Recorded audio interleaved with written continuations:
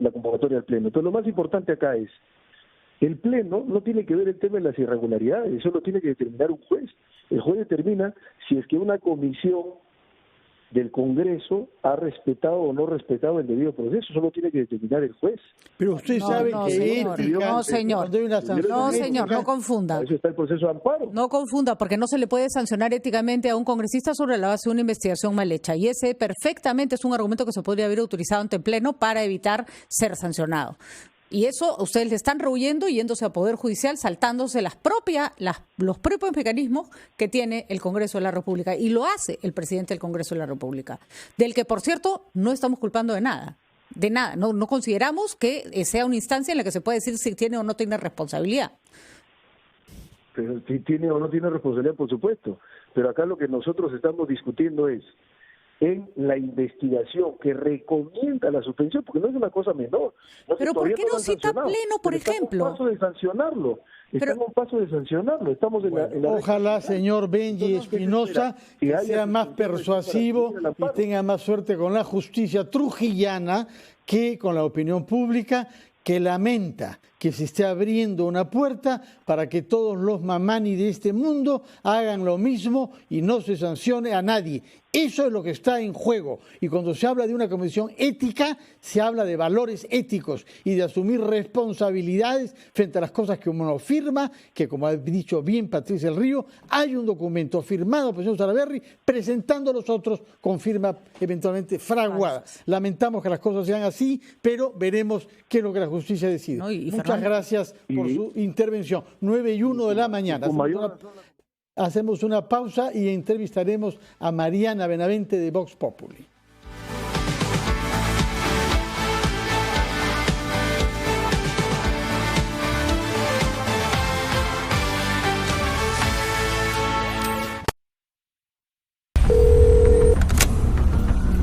Tres sujetos armados nos están asaltando.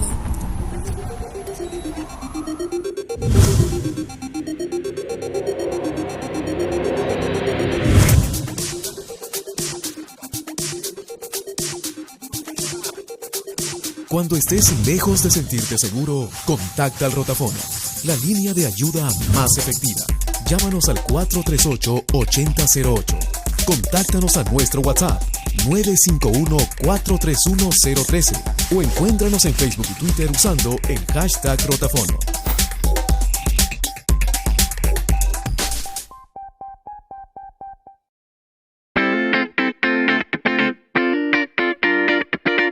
Si estás pensando en solicitar un crédito hipotecario, primero tienes que evaluar tu capacidad de pago. Y al evaluar la capacidad de pago, me refiero a cuánto es lo que de tu sueldo vas a destinar para el pago de créditos.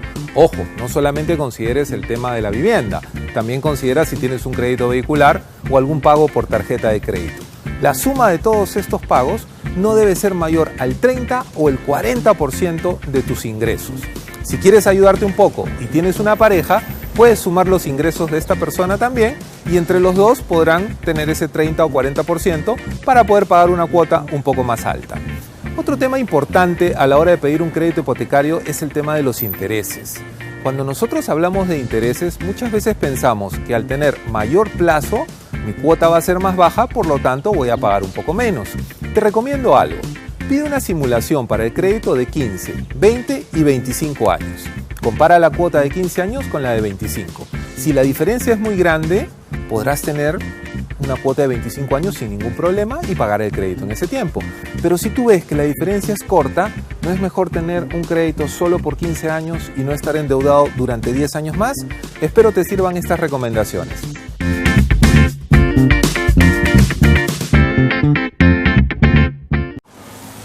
No sabes. He escuchado por ahí que todos los peruanos que tengan los apellidos como figuran en una larga lista de la Embajada de España obtendrán la nacionalidad española inmediatamente.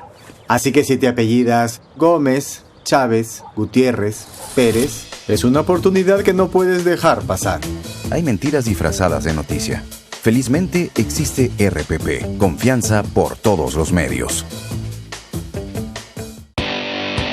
La silla donde usted se sienta cuesta. Cuando viajamos. La mesa donde usted pone sus papeles cuesta. En ningún momento se me comunicó que aquel programa que ya había sido entregado, ya había sido subido al sistema, simplemente dejó de ser transmitido. Y ha entrado en una suerte, en una suerte de parálisis, una suerte de catatonia en cuanto a la acción. Bueno, ingresa en estos momentos el presidente de la República, Martín Vizcarra, está de manera sorpresiva en el Congreso de la República. Pueden estar trabajando actualmente en el Consejo Nacional de la Magistratura. Cuando aún nada está dicho en los asuntos que realmente importan, sus protagonistas se sientan aquí, cada noche, a las 9, por RPP Televisión.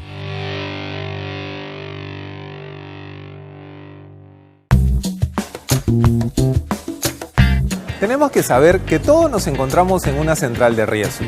Si tú pagas tus cuentas a tiempo, vas a ser siempre categoría normal. Si tienes un atraso, probablemente hasta 8 días, podrás ser considerado como un cliente con problemas potenciales.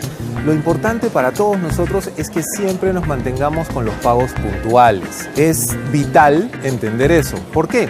Porque muchas veces, al estar registrados de una manera negativa, lo que vamos a tener son intereses más caros. Cuando una institución financiera te vaya a otorgar un préstamo, va a coberturarse, va a protegerse, porque puede ser que tú no le pagues a tiempo. Si tienes un comportamiento crediticio adecuado, tus tasas de interés serán más bajas. Aprovecha, sé consciente y paga tus cosas a tiempo.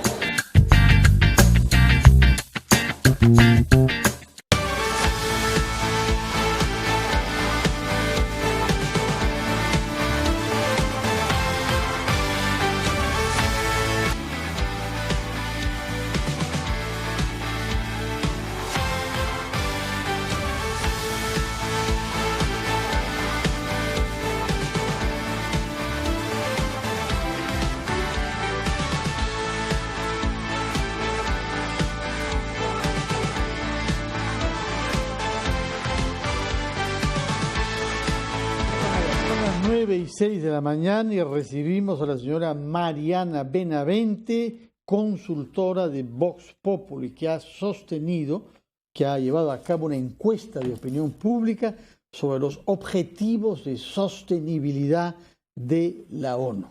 Lo que sorprende es que hay algunos indicadores sociales, como la lucha contra la pobreza o la lucha por mejorar los servicios de salud, que son respaldados por la mayoría de la población que cree que se están haciendo progresos en este campo. Hay de base un optimismo en la sociedad peruana, pese a la bulla política. Buenos días, gracias por la invitación. Muy buenos días. Efectivamente, hay opiniones favorables, hay opiniones que son un poco más pesimistas. Es sorprendente que en cuestión de educación de calidad, salud y pobreza tengamos porcentajes altos que están de acuerdo con que se está luchando por una educación de mejor calidad, por servicios de salud mejores también y por erradicar la pobreza, ¿no? Hay que precisar que lo que mide la encuesta es lo que las personas piensan acerca de qué se está haciendo ¿no es cierto? Es el primer estudio a nivel nacional que mide las percepciones de la población con relación al desarrollo sostenible. Como bien dices, es un estudio de percepciones. Ahora, interesante porque, por ejemplo, en un tema tan controversial como la anemia, el tema sí va bastante dividido, ¿no es cierto? Porque se pregunta si está de acuerdo con que se hacen esfuerzos para reducir la anemia. Están de acuerdo 47%, pero están en desacuerdo 38%. Sí, ¿no? Sí. O sea, que hay un montón de gente que no cree que se está haciendo lo correcto. Efectivamente, ¿no? Hay algunos datos en los cuales la opinión pública está dividida. Así es. Pero hay otros puntos en los que la opinión pública es muy severa. Sí. Por ejemplo, el tema de la igualdad de género, que ha dado lugar a tantas polémicas y a movimientos tan extremistas. Acá hay una inmensa mayoría que cree que no se está respetando la igualdad de derechos entre hombres y mujeres en el Perú. Sí, eso es verdad, ¿no? Hay una percepción de que no hay igualdad existe una brecha entre hombres y mujeres en cuestión de derechos, por ejemplo. Otro tema es que, por ejemplo, un hombre gana el 30% más de salario que una mujer, ¿no? Entonces, hay cifras que corroboran esta percepción desfavorable con relación a la igualdad entre hombres y mujeres. Uh-huh. Otros aspectos tienen que ver con la conciencia ambiental en nuestro Perú. Ustedes preguntan y una inmensa mayoría de peruanos considera que no se están haciendo esfuerzos para adaptarnos al cambio climático, protegiendo el medio ambiente y muy particularmente nuestros bosques. Sí, eso ya se perdió más o menos 1.800.000 hectáreas de bosques en 2 años nada más. Y la percepción acerca del cambio climático, si se están haciendo esfuerzos por mitigarlo, por adaptarnos al cambio climático, también es bastante pesimista, ¿no? Y aparte, el cambio climático es un tema muy, muy importante hoy en día que nos está afectando ya. De repente muchas personas no lo sentimos, pero por ejemplo, las comunidades de la Cordillera Blanca ya están siendo desplazados. Son los primeros desplazados por el cambio climático, porque el derretimiento de los glaciares está generando inundaciones, está generando que tengan que desplazarse del territorio de sus comunidades hacia otros lugares. Luego tiene preguntas específicamente políticas, es decir, ¿cuáles instituciones están contribuyendo a la democracia en nuestro país, es decir, al respeto de los derechos? Y las opiniones son bastante severas. Sí, por ejemplo, el 92% considera que el Congreso no está contribuyendo con la democracia, ¿no? Y nosotros el desarrollo sostenible está basado en 3 pilares, que es el desarrollo social, el crecimiento económico y la protección del medio ambiente. Pero nosotros incluimos el desarrollo político porque por todo lo que estamos viviendo en Perú, consideramos que era importante también medir este aspecto dentro de la investigación acerca de la sostenibilidad. Por ejemplo, hay un punto importante cuando se le pregunta a los peruanos si en el Perú se favorece la participación política de las mujeres. Consideran que no se favorece la participación política de las mujeres el 40%. Es decir, la iniciativa, es verdad que sí, los que consideran que sí se favorece son el 42%. La iniciativa de la paridad y la alternancia de género tiene un asidero interesante, ¿no? En esta respuesta. Claro, ¿no? Y hemos tenido la ley de cuotas para el Congreso, también hay una ley de cuotas para los regidores. Y lo que es curioso, por ejemplo, es que los cargos que ocupan las mujeres en las alcaldías está por debajo del 5%. Sin embargo, los cargos que ocupan mujeres regidoras es muchísimo más alto. Y eso está directamente relacionado con las leyes de cuotas que se han dado. Preguntan también por algunas contribuciones al desarrollo de nuestra sociedad, en el gobierno, en el Congreso, el Poder Judicial, la prensa y las ONGs. Y resulta que la mayor parte de los peruanos consideran que la prensa y las ONGs son más importantes, más útiles que el gobierno o el Poder Judicial y ciertamente más que los partidos políticos. Sí, eso es verdad, ¿no? Pero creo que también responde a un rechazo ya generalizado por la política y por las instituciones políticas, ¿no? Porque vemos todo el tiempo casos de corrupción, falta de transparencia, falta también de proactividad para generar políticas de Estado que contribuyan con el desarrollo. Entonces yo creo que va por ese lado, no más por el rechazo que se siente hacia estas instituciones de carácter político. Ahora, hay una imagen negativa sobre nuestro grado de desarrollo. Sí. La mayor parte de los peruanos cree que no estamos en el buen camino, que no vamos a ser un país desarrollado en el mediano plazo. Claro, el 93% considera que el Perú es un país que no está que no está desarrollándose, ¿no? Y esto también corresponde, creo yo, a que nos faltan iniciativas con relación al cambio climático, con el desarrollo social, con la protección de los niños, de las poblaciones vulnerables, de los bosques, etcétera, ¿no? Vemos que hay, por ejemplo, en el aspecto medioambiental, la tala indiscriminada de árboles, la minería ilegal, en el aspecto social, la pobreza que afecta en mayor parte a los niños, a las niñas y adolescentes, la explotación sexual infantil, la trata. O sea, hay muchísimos temas vinculados con el desarrollo social, económico y político y medioambiental que generan mucho pesimismo en las personas. Mariana Benavente, muchas gracias por presentarnos esta encuesta original sobre la percepción que los peruanos tenemos de la manera como se vienen realizando o más bien contradiciendo los objetivos de desarrollo sostenible que son parte de la agenda mundial establecida por la ONU. Muchas gracias y buenos días. Gracias, buenos días. Gracias, buenos días. Hacemos una pausa y retomamos ampliación de noticias.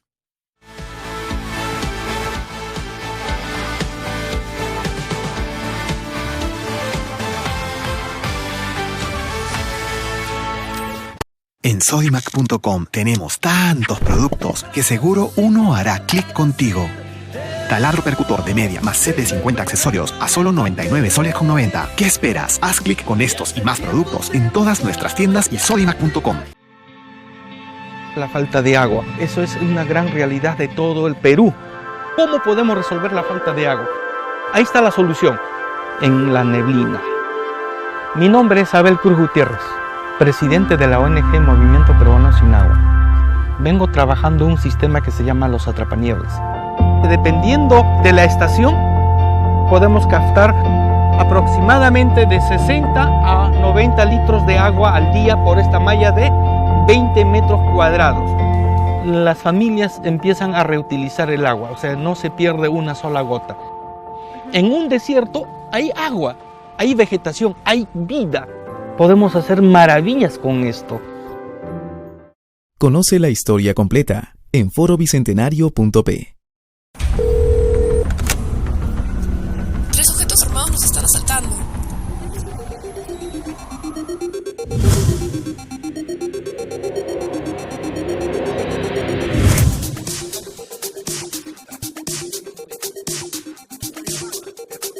Cuando estés lejos de sentirte seguro, contacta al rotafono, la línea de ayuda más efectiva.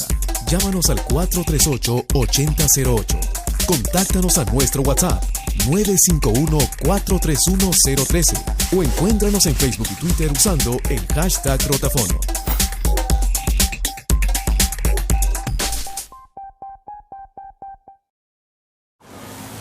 No sabes.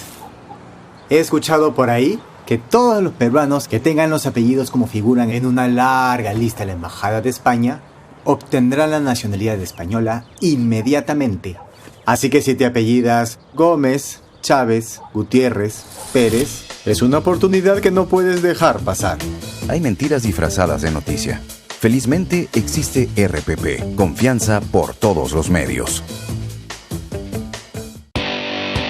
La silla donde usted se sienta cuesta. Cuando viajamos, La mesa donde usted pone sus papeles cuesta. en ningún momento se me comunicó que aquel programa que ya había sido entregado, ya había sido subido al sistema, simplemente dejó de ser transmitido. Y ha entrado en una suerte, en una suerte de parálisis, una suerte de catatonia en cuanto a la acción. Bueno, ingresa en estos momentos el presidente de la República, Martín Vizcarra.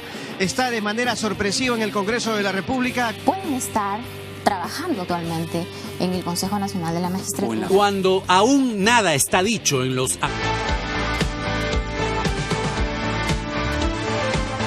La jerga de la ONU se llama Día Mundial de la Inocuidad de los Alimentos. Preferimos llamarlos alimentos saludables. Hemos invitado por eso al médico Moisés Crispín, el director del Servicio Nacional de Seguridad Alimentaria, Sanidad Agraria en nuestro país, un organismo dependiente del Ministerio de Agricultura. ¿Cuáles son los principales riesgos de la manera como se trabaja la tierra en nuestro país y que lleva a que nos metamos a la boca nuestra y nuestros hijos alimentos que no son inocuos? Doctor Crispín. Un saludo cordial a los radio oyentes de esta prestigiosa emisora, a nombre del Servicio Nacional de Sanidad Agraria. Como usted lo ha dicho, en la 62ª reunión de Naciones Unidas, celebrada el 20 de diciembre del año pasado, se aprueba la celebración todos los 7 de junio, el Día Mundial de la Inocuidad de los Alimentos. Para entrar en este tema, inocuidad, ¿qué nos referimos al término inocuidad? Inocuidad es la garantía de que el alimento no cause daño a los consumidores. Y usted sabrá que en el Perú tenemos una ley del consumidor.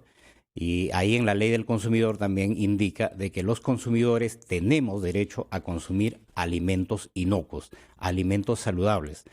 Pues los alimentos, como usted me pregunta, tienen una serie de riesgos, desde riesgos microbiológicos, riesgos químicos, riesgos físicos. Entonces, en cualquier punto de la cadena, los alimentos van a estar expuestos a un grave contaminación. ¿Cuáles son los riesgos más frecuentes y más peligrosos, doctor Crispín? Lo más frecuente, nosotros Tenemos, por ejemplo, el tema de las enfermedades microbiológicas, que es lo más frecuente por la mala manipulación de los alimentos. O sea, ¿cuáles son esas enfermedades microbiológicas? Claro, tenemos bacterias, tenemos virus, pero principalmente los microorganismos. Por eso, por ejemplo, se estima que hay un promedio de 600 millones aproximadamente de personas en el mundo que se enferman al comer alimentos contaminados y más de 420.000 personas mueren al año. Entonces, que posiblemente no estamos dando una mirada a ello, ¿no? Nos alarmamos cuando hay una enfermedad que produce una infección aguda y que involucra que el paciente va inmediatamente a los hospitales. Ahí nos alarmamos, pero en su gran mayoría tiene un tema de acumulación lenta, que es en la fase final. Entonces, pero hay estudios, como le digo, que representan que hay muchas muertes por el tema de contaminación alimentaria. Los alimentos, si nosotros hablamos, por ejemplo, específicamente en lo que se refiere al Servicio Nacional de Sanidad Agraria, porque a través de la Ley de Inocuidad de los Alimentos le otorgan al SENASA una competencia, y esa competencia es la producción primaria y el procesamiento primario de alimentos de origen agropecuario. Producción primaria, ¿qué significa?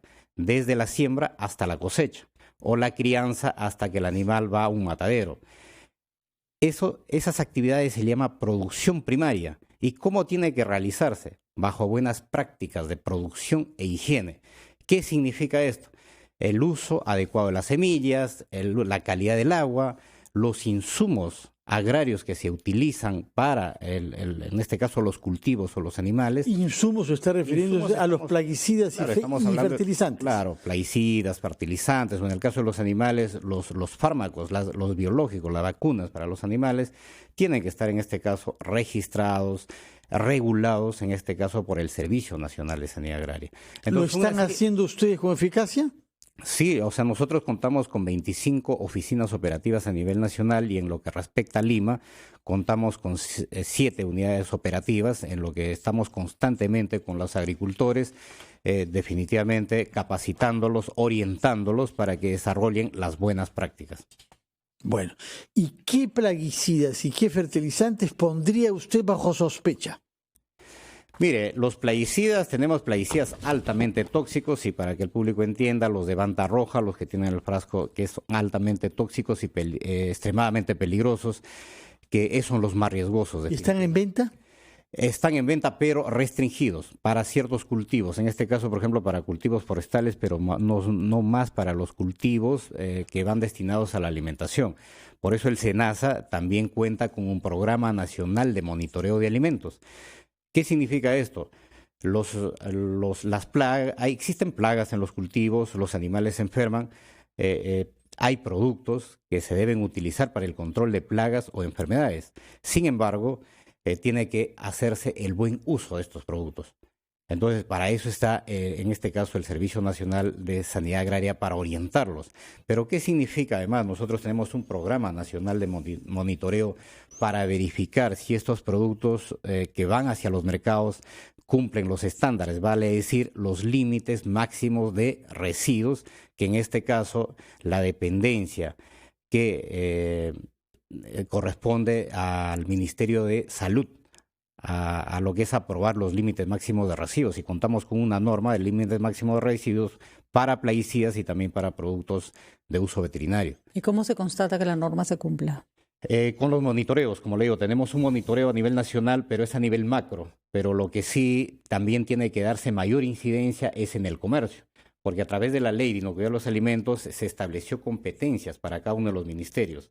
En lo que yo le decía, Ministerio de Agricultura, en lo que es producción, procesamiento primario, el Ministerio de Salud a través de DIGESA, los productos procesados, el Ministerio de la Producción, los productos de origen acuícola y pesquero. Pero Sin embargo, ahí viene el tema, hay una competencia a los gobiernos locales. ¿Qué significa esto? Los gobiernos locales tienen que vigilar de que estos alimentos que se expenden en los mercados provengan de establecimientos autorizados o, en este caso, de centros de producción que estén certificados. Pero a ver, tenemos una agricultura absolutamente de subsistencia, una agricultura muy poco industrializada, una agricultura que provee además de alimentos a buena parte de nuestro país, y no hay un control de plaguicidas, y no es solo estamos hablando del alimento, estamos hablando de personas expuestas a agentes contaminantes, y hay casos de zonas del Perú donde los reportes de cáncer, y de cáncer además muy extraño, viene de zonas donde se usa muchísimo plaguicida y nadie dice nada. Hablamos de la contaminación minera, hablamos de la contaminación del mar, y la contaminación por pesticidas está libre en plaza y a nadie le preocupa. Monsanto va a ir acá a pagar una multa interminable por el uso de un pesticida cancerígeno que yo me atrevería a decir que acá se debe estar usando sin mayor problema. Es correcto lo que usted dice. Nosotros tenemos que echar una mirada a la pequeña y mediana agricultura. Porque de ahí esa salen... es la agricultura que alimenta a todos los peruanos. Entonces, ¿de qué sirve? Una agricultura de exportación que ha crecido enormemente. Bueno, ¿y cuándo lo van a hacer? Porque mientras tanto el pobre agricultor al que le venden un pesticida que nadie está certificando que se esté usando de manera adecuada, va a producir un alimento que lo mata a él y lo mata a los que lo consumimos. Definitivamente. Y dentro de estas actividades, por ejemplo, al declararse estos días para llamar la atención, en este caso, a los consumidores o a todos los ciudadanos de a pie, para que tomemos conciencia definitivamente. Y las propias autoridades, como usted lo ha hecho, tenemos que articular actividades en los diferentes niveles de gobierno. Tanto lo que es, en este caso, el gobierno central, gobiernos regionales, gobiernos locales. Bueno, la próxima vez esperemos que no nos diga tenemos que, sino hemos hecho esto. No, lo estamos celebrando el primer año. Sí. Y el herbicida Roundup, que fue el que generó el cáncer en esta pareja que le gana el juicio a Bayern, ¿se usa en nuestro país? En este caso, el ingrediente activo, me parece, porque está estando el nombre comercial. Sí, es bueno, me imagino que ustedes ya tendrían que tener mapeado cuál es el ingrediente activo y si está en insecticidas en el Perú, pero ¿lo tenemos o no lo tenemos? Lo tenemos, pero en forma restringida. Para los bosques. Sabe? El problema es cómo sabe. Si nos acaba de decir que eso no se puede monitorear y que hay que hacer acciones conjuntas. ¿Qué quiere decir de forma restringida? Yo le digo porque a mí me parece de terror lo que ocurre. Mire, cuando se aprueba un plaguicida, se aprueba para el cultivo, para la plaga y para las dosis. En este caso, como le digo, cuando hablamos de plaguicidas restringidos, estamos hablando de plaguicidas que no se deberían utilizar, por ejemplo, para ciertos cultivos, en este caso los cultivos que luego van a ser destinados a la alimentación humana. Bueno, señor Crispín, muchas gracias por sus explicaciones. Monitorearemos también nosotros para ver si en efecto se está controlando que no se usen cosas venenosas en los campos. Aclarar que la pareja que se enfermó no fue porque comió un alimento de origen, sino porque manipuló. Y ahí hay otra cosa que no sé si se está investigando. En fin, creo que hay muchísimo por hacer y ese es un punto que tenemos muy abandonado en el Perú. Claro, y como le digo, es bastante educación esto. Educación a la población para que la población también, como consumidores, exijamos a nuestras autoridades. Señor, por lo que ha costado poner un octágono para que diga que las cosas tienen azúcar. Imagínese cómo vamos a saber con qué plaguicida se regó o se manipuló un cultivo. Pero es muy importante. Por ejemplo, por el Día Mundial de la Alimentación, nosotros estamos teniendo bastantes actividades en diferentes colegios, porque ahí está la importancia de inculcar a la niñez. Naturalmente. Así es. Bueno, señor, por si acaso el componente es glifosato y en Colombia se usa para fumigar cultivos de glifosato. Glifosato. Sí. Glifosato. Correcto. Y se usa en Colombia para fumigar cultivos de coca y me gustaría saber para qué lo estamos usando en el Perú. Prohibidísimo en muchos países del mundo. Muchísimas gracias, señor Crispín, director para Lima y Callao del Servicio Nacional de Sanidad Agraria del Ministerio de Agricultura. Muchas gracias y buenos días. A usted. Hacemos una pausa y regresamos a Ampliación de Noticias.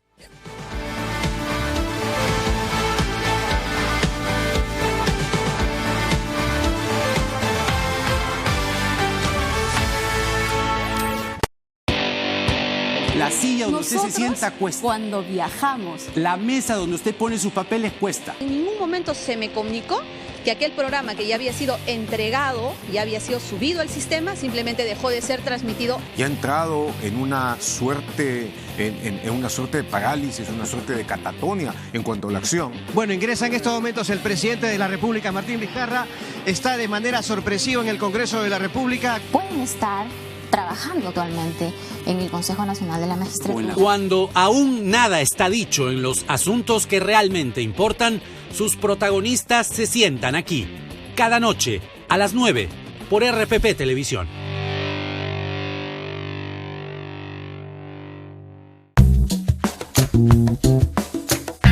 Tenemos que saber que todos nos encontramos en una central de riesgo. Si tú pagas tus cuentas a tiempo, vas a ser siempre categoría normal. Si tienes un atraso, probablemente hasta 8 días, podrás ser considerado como un cliente con problemas potenciales. Lo importante para todos nosotros es que siempre nos mantengamos con los pagos puntuales. Es vital entender eso. ¿Por qué? Porque muchas veces, al estar registrados de una manera negativa, lo que vamos a tener son intereses más caros. Cuando una institución financiera te vaya a otorgar un préstamo, va a coberturarse, va a protegerse, porque puede ser que tú no le pagues a tiempo. Si tienes un comportamiento crediticio adecuado, tus tasas de interés serán más bajas. Aprovecha, sé consciente y paga tus cosas a tiempo.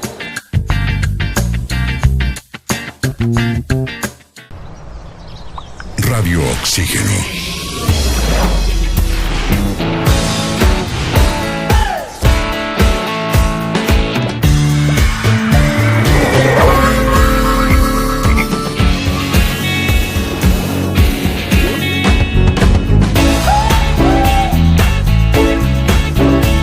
Vemos el mundo diferente porque respiramos música.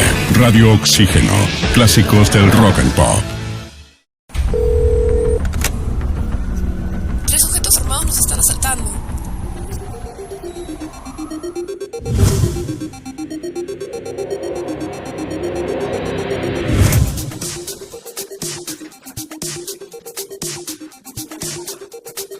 Cuando estés lejos de sentirte seguro, contacta al rotafono, la línea de ayuda más efectiva. Llámanos al 438-8008. Contáctanos a nuestro WhatsApp 951-431-013 o encuéntranos en Facebook y Twitter usando el hashtag rotafono.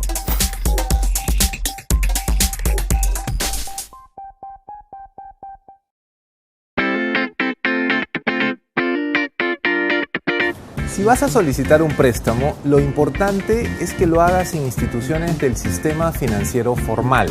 Estas instituciones te dan la garantía que tú necesitas. Tengamos mucho cuidado con los prestamistas informales, con esas personas que te están ofreciendo el dinero inmediato, pero con altas tasas de interés y con otros riesgos asociados que al final nos pueden traer muchos problemas. Para conseguir una mejor tasa de interés es muy importante que identifiques los productos que tienes. Por ejemplo, la tarjeta de crédito, tu cuenta de ahorros o tu cuenta sueldo. Si tienes los 3 productos en una sola institución, vas a poder conseguir unas tasas más bajas y un interés que más te convenga. Si no los tienes, pues estás a tiempo para poder unificarlos y poder conseguir ese préstamo que tanto quieres.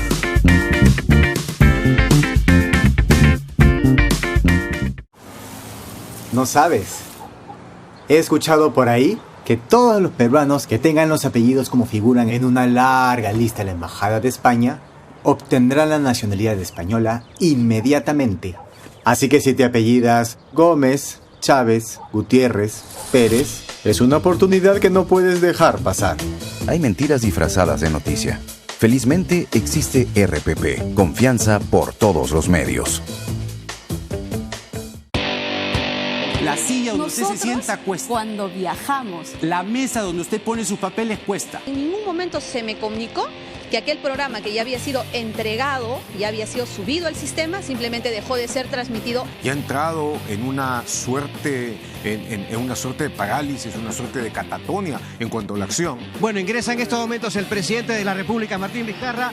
Está de manera sorpresiva en el Congreso de la República. Pueden estar trabajando actualmente en el Consejo Nacional de la Magistratura. Cuando aún nada está dicho en los asuntos que realmente importan, sus protagonistas se sientan aquí, cada noche a las 9 por RPP Televisión.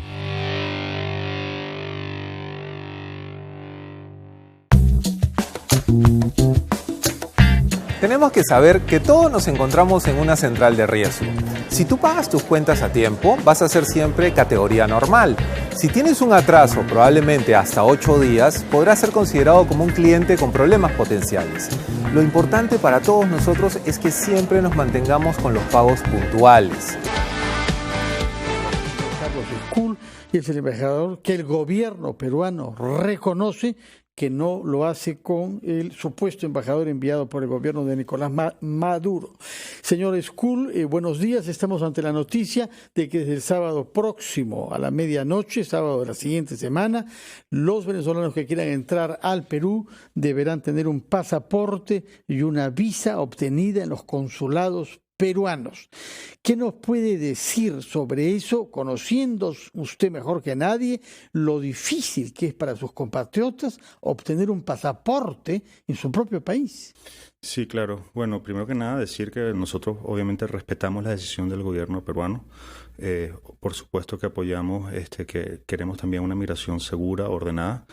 Y como bien tú lo decías, ¿no? Uno de los requisitos es el pasaporte. Y eso, por supuesto, bueno, el Perú reconoce los pasaportes vencidos desde hace 5 años por una decisión que tomó la Asamblea Nacional de Venezuela en el año 2018 de extender la vigencia de los pasaportes vencidos, porque es muy complicado sacar los pasaportes en Venezuela, ¿no? Y yo creo que esos son temas que hay que trabajar en adelante porque tú bien lo dices, es muy complicado sacar ciertos documentos, como es el tema del pasaporte para muchos venezolanos, ¿no? Dentro y fuera de Venezuela. Y por supuesto que eso es una realidad que hay que trabajar con las autoridades, ¿no? Permítanos, señor embajador, escuchar a nuestra compañera Diana Falcón, que está dialogando con algunos venezolanos presentes en el Perú. Diana, adelante, por favor. Gracias por el pase, Fernando. Hemos llegado al mercado 1 de Mayo, ubicado en San Juan de Miraflores, y aquí nos indican los comerciantes que trabajarían por lo menos 30 ciudadanos venezolanos. Respecto a los nuevos documentos que se van a pedir a partir del 15 de junio, aquí hay opiniones divididas.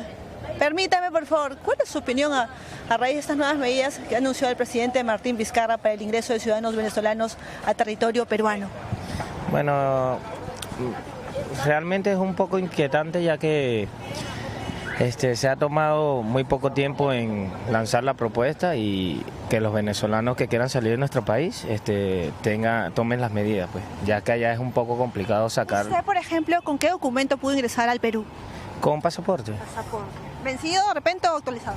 Está todavía vigente. Okay. Acá hay más ciudadanos venezolanos que también quieren dar a conocer su opinión. Señorita, buenos días, coméntenos. ¿Usted nos decía qué, por ejemplo? ¿Usted qué nos comentaba, joven? Sobre el tiempo, el lapso que dieron, fue muy pronto esa noticia. Ni siquiera se tomaron otras medidas para comenzar de otra manera. Fue brusco la decisión. Habrás anunciado como, digamos, uno de los motivos para tomar y llevar a cabo estas medidas son precisamente las medidas de seguridad para el país. ¿Usted está de acuerdo con esto? Bueno, no estoy de acuerdo, pero me imagino que las medidas fueron tomadas por lo que es la seguridad, pues. La ola de delincuencia que se ha desatado, pero todos los buenos somos más, como se dice siempre. Los buenos son más. A ver, acá hay otras personas que quisieran conversar con nosotros. Su opinión, por favor.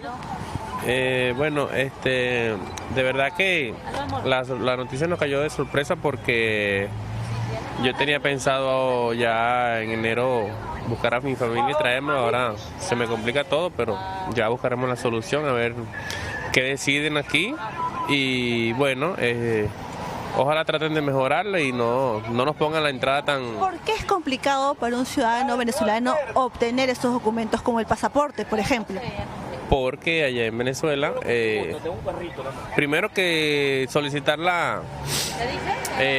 ¿cómo se dice? ¿La visa o el pasaporte? El pasaporte es difícil, la cita, conseguir la cita. ¿Cuánto tiempo?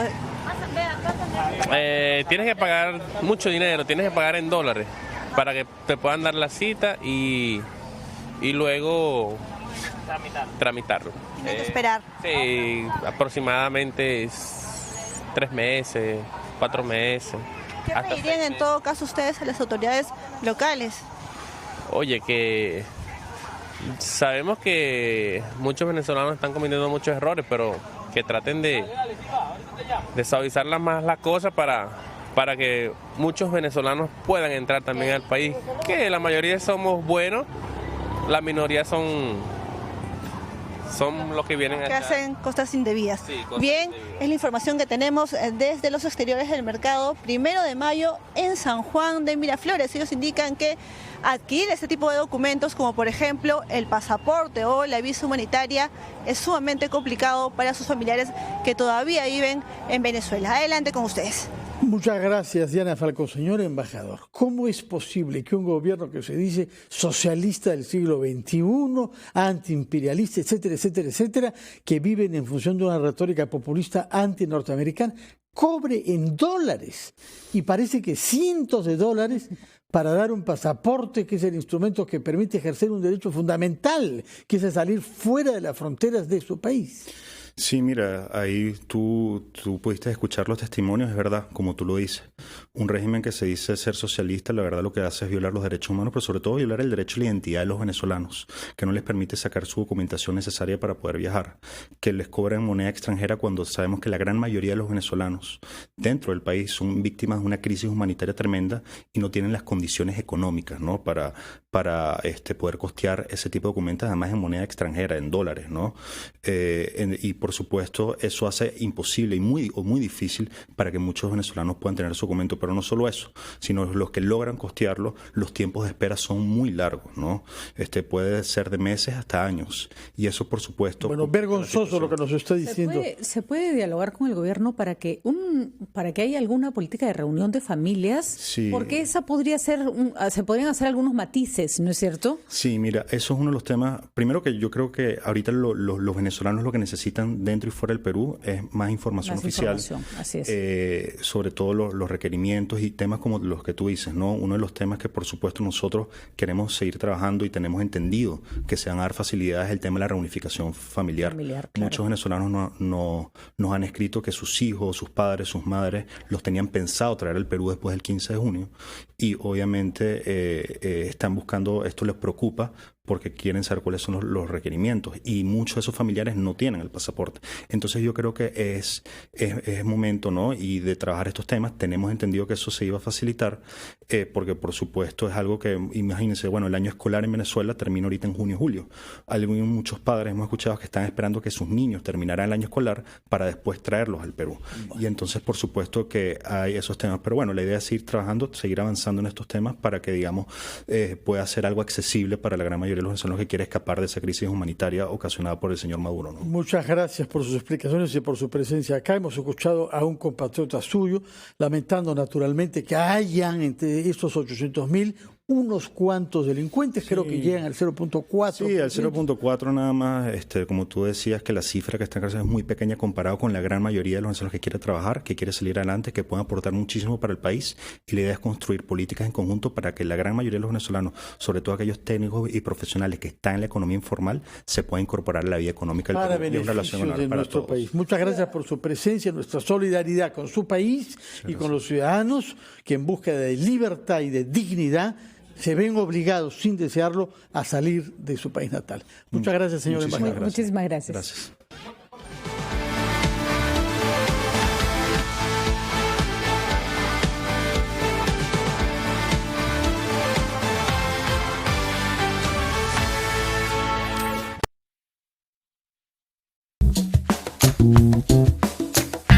Tenemos que saber que todos nos encontramos en una central de riesgo. Si tú pagas tus cuentas a tiempo, vas a ser siempre categoría normal. Si tienes un atraso, probablemente hasta 8 días, podrás ser considerado como un cliente con problemas potenciales. Lo importante para todos nosotros es que siempre nos mantengamos con los pagos puntuales. Es vital entender eso. ¿Por qué? Porque muchas veces, al estar registrados de una manera negativa, lo que vamos a tener son intereses más caros. Cuando una institución financiera te vaya a otorgar un préstamo, va a coberturarse, va a protegerse, porque puede ser que tú no le pagues a tiempo. Si tienes un comportamiento crediticio adecuado, tus tasas de interés serán más bajas. Aprovecha, sé consciente y paga tus cosas a tiempo.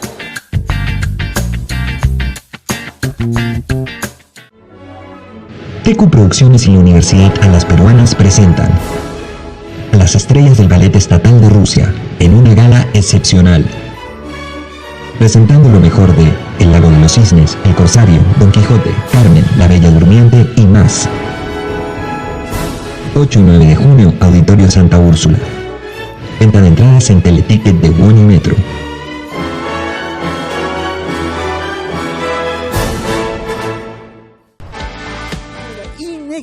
implacable, se empecinó para componer variaciones en torno a un vals vienés, una obra mediocre, y sin embargo él quiso componer 33 variaciones en torno a ella, cosa que le tomó años de años, quitándole tiempo a sus grandes composiciones como la Novena Sinfonía y la Misa Solemne. No voy a revelar cómo es que este misterio es abordado en la obra de teatro, pero hemos invitado al director Marco Müller-Thaler, que ha dirigido de una manera maestra esta pieza por la calidad de los actores peruanos que interpretan alemanes y que los hacen refunfuñar con insultos alemanes a Beethoven y otros, y luego por el uso de audiovisuales. Yo me he quedado fascinado con las partituras de Beethoven que se proyectan en audiovisual, donde uno puede ver los borrones, el nerviosismo con el que actuaba Beethoven y, según dicen ustedes, la comida que él derramaba sobre estas partituras.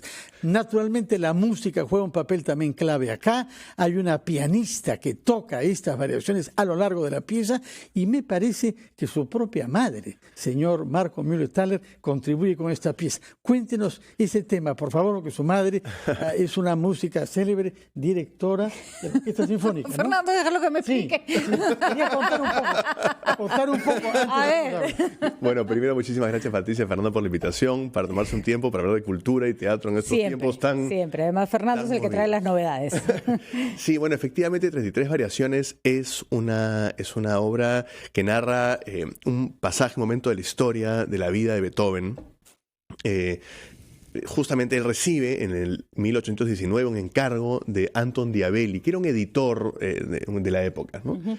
Este editor compone un vals de 50 segundos, un vals sencillo, ¿no? Se postula en la obra que es un vals mediocre, y a partir de ahí es que empieza también la búsqueda casi como investigadora del personaje que hace Marta Figueroa, que es una musicóloga, ¿no? Para entender por qué Beethoven se obsesiona finalmente con este vals, ¿no? Y hace no una, ni dos, ni tres, sino 33 variaciones. Es muy Beethoven todo. A lo largo de 4 años, ¿no?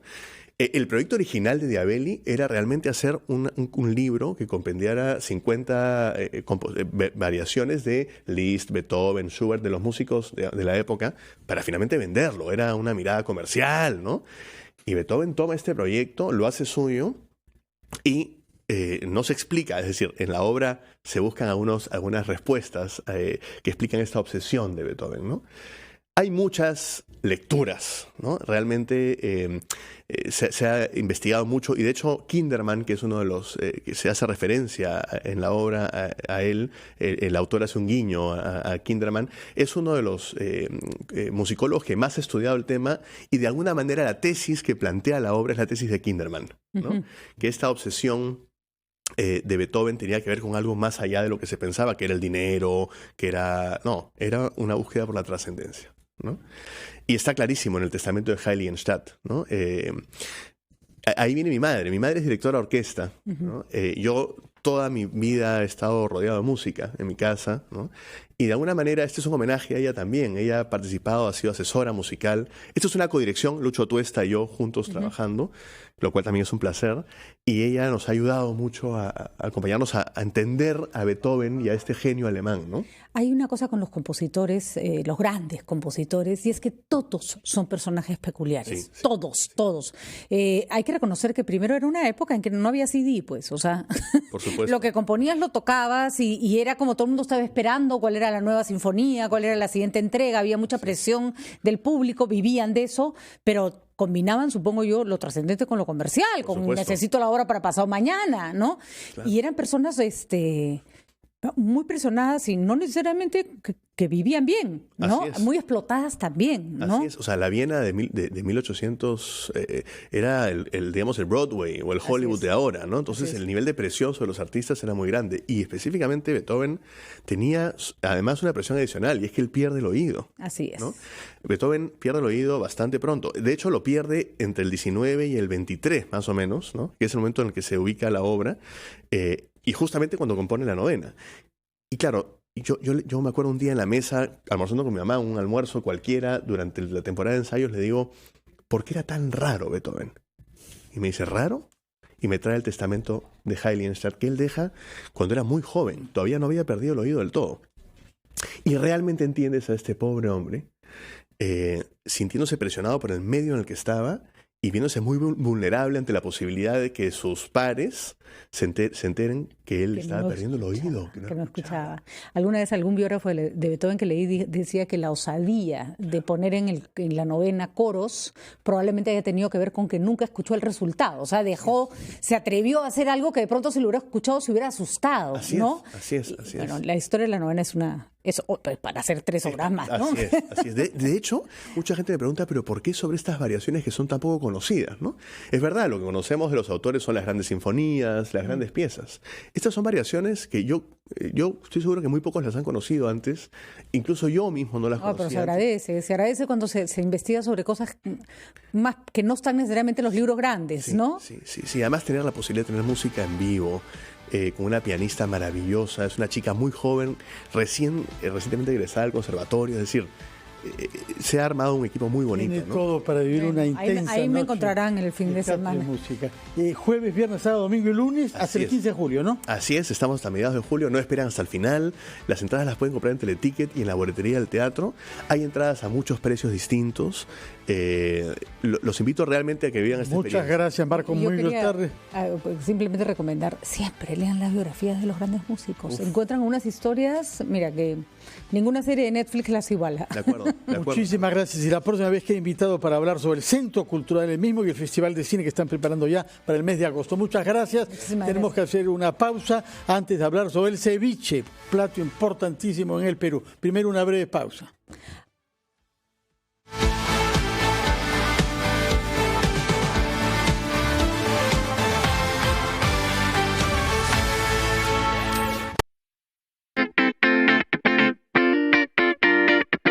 Las finanzas personales no deben ser aburridas y para esto siempre tienes que plantear dentro de tu presupuesto lo que yo llamo metas de felicidad. Pero ¿cuánto es lo adecuado para las metas de felicidad? Va a depender si puedes ahorrar el 10, el 15 o el 20%.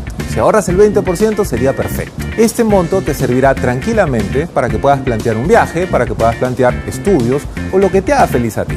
Vamos a tomar el ejemplo del viaje. Si yo quiero viajar, no voy a plantear mi meta para el próximo mes. Prácticamente ahorrar es imposible y eso me va a llevar a lo mejor a endeudarme.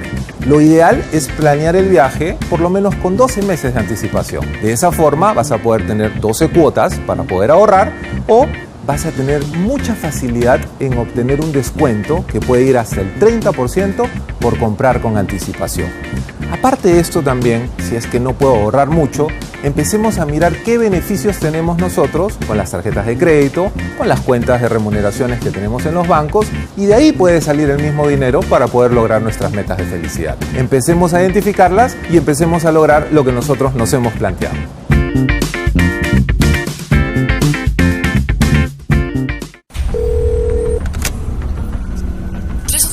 Nos están asaltando.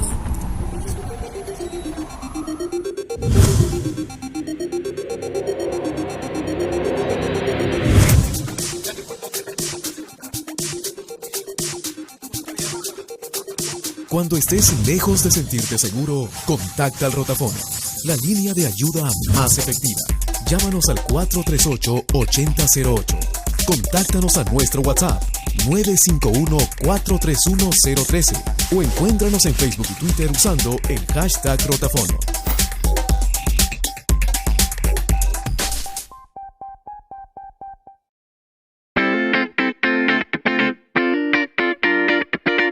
Si estás pensando en solicitar un crédito hipotecario, primero tienes que evaluar tu capacidad de pago. Y al evaluar la capacidad de pago, me refiero a cuánto es lo que de tu sueldo vas a destinar para el pago de créditos. Ojo, no solamente consideres el tema de la vivienda, también considera si tienes un crédito vehicular o algún pago por tarjeta de crédito. La suma de todos estos pagos no debe ser mayor al 30 o el 40% de tus ingresos. Si quieres ayudarte un poco y tienes una pareja, puedes sumar los ingresos de esta persona también y entre los dos podrán tener ese 30 o 40% para poder pagar una cuota un poco más alta. Otro tema importante a la hora de pedir un crédito hipotecario es el tema de los intereses. Cuando nosotros hablamos de intereses, muchas veces pensamos que al tener mayor plazo, mi cuota va a ser más baja, por lo tanto voy a pagar un poco menos. Te recomiendo algo. Pide una simulación para el crédito de 15, 20 y 25 años. Compara la cuota de 15 años con la de 25. Si la diferencia es muy grande, podrás tener una cuota de 25 años sin ningún problema y pagar el crédito en ese tiempo. Pero si tú ves que la diferencia es corta, ¿no es mejor tener un crédito solo por 15 años y no estar endeudado durante 10 años más?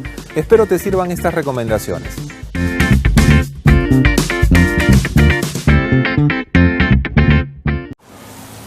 No sabes. He escuchado por ahí que todos los peruanos que tengan los apellidos como figuran en una larga lista de la Embajada de España obtendrán la nacionalidad española inmediatamente. Así que si te apellidas... Promover que el ceviche se coma también de noche. Cuéntenos, señor Javier Vargas, cómo ha nacido esta iniciativa y qué ventajas tiene comer por la noche ceviche, en este caso el que nos ha traído de camarones y cangrejos. Efectivamente, bueno, todos los dueños de restaurante, de cevichería, nos estamos uniendo para proponer este nuevo reto, que es proponer el consumo no solamente del ceviche de noche, sino también en sus diferentes variedades de preparación. Debido a que el pescado es una fuente de alimentación mucho más ligera en la noche para consumirlo, mucho más saludable, y sobre todo que la población encuentra pocos restaurantes abiertos, nosotros nos vamos a comprometer a ampliar nuestros horarios de atención hasta las 10 de la noche para que no solamente peruanos, sino también turistas puedan encontrar y puedan disfrutar ceviches, sudados, tiraditos, jaleas, en fin, en la noche y sobre todo con ofertas. Hay una mala asociación del ceviche al día, ¿no? Por ejemplo, la comida japonesa, que también se caracteriza por tener pescado crudo, se come con el mismo entusiasmo en la mañana y en la noche. Nosotros los peruanos hemos acostumbrado a restringir el ceviche a la hora del almuerzo. Y bueno, no tiene por qué ser así. Bueno, sí. Lo que hay que resaltar es la frescura de la comida japonesa y la técnica, y nosotros los cocineros peruanos estamos en la misma línea porque ya tenemos muy buena cadena de frío para garantizar un pescado y un marisco de altísima calidad, y en esto quiero resaltar y agradecer al respaldo del Ministerio de Cultura, el Ministerio de la Producción, quienes en un esfuerzo conjunto estamos postulando... Los dos, Cultura y Producción, Comercio Exterior. Sí, y estamos postulando a nuestro ceviche para que sea declarado Patrimonio Cultural Inmaterial de la Humanidad. Qué bueno. Y esta preparación del ceviche de camarones o el ceviche andino o el ceviche amazónico es la parte, creo, diferencial que tiene nuestro Perú a cualquier país del mundo, ya que si bien es cierto no se puede explicar a exactitud los orígenes del ceviche, pero que seguramente en estas rutas del ceviche invitamos a mucha gente